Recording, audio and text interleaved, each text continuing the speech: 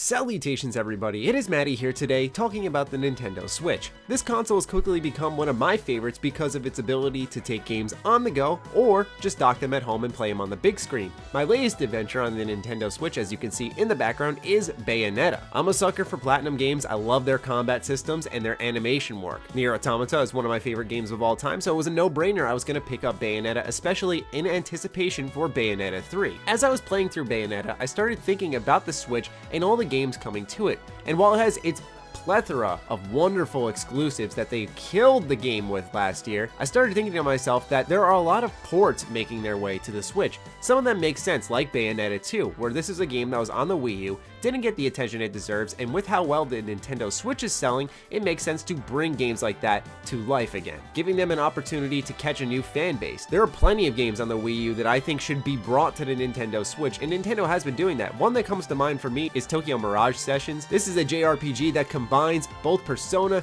and Fire Emblem elements into one, and it's so critically underrated. The game bombed, of course, because it was a Wii U exclusive, and this is one that I want to see get a second chance. The other reason I started thinking about all the ports is because of the fact that Diablo 3 is apparently being brought to the Switch. According to sources at Eurogamer, this was now confirmed. I've noticed one thing with the ports to the Switch that I always found interesting. It's developers testing the waters. No one wants to take that full dive for some reason yet, despite all the Switch's success, and it has continued on since launch. It's much like Skyrim coming to the Switch, where it's an awesome idea of taking Diablo 3 on the go, just like it was with Skyrim. But I always wonder why some developers go back and resurrect old titles and then put them on the Switch. We could say that for also The World Ends With You. This was an old DS game. It was a hidden gem at that. Cannot recommend it enough, but all of a sudden it's getting a final remix on the Nintendo Switch. And while I am jazzed about that beyond belief, I look at it and go, out of all games, why this? Why not a sequel maybe? And that's when I really narrowed it down to myself. It's clear developers are testing the waters, but I wonder who's going to be that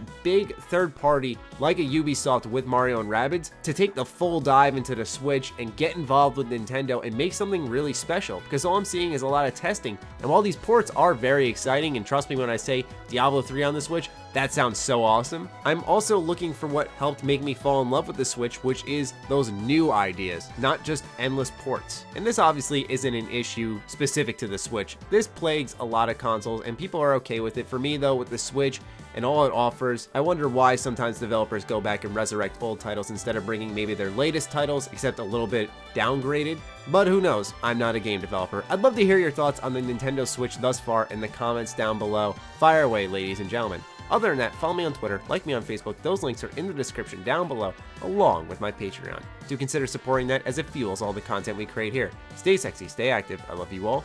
Peace.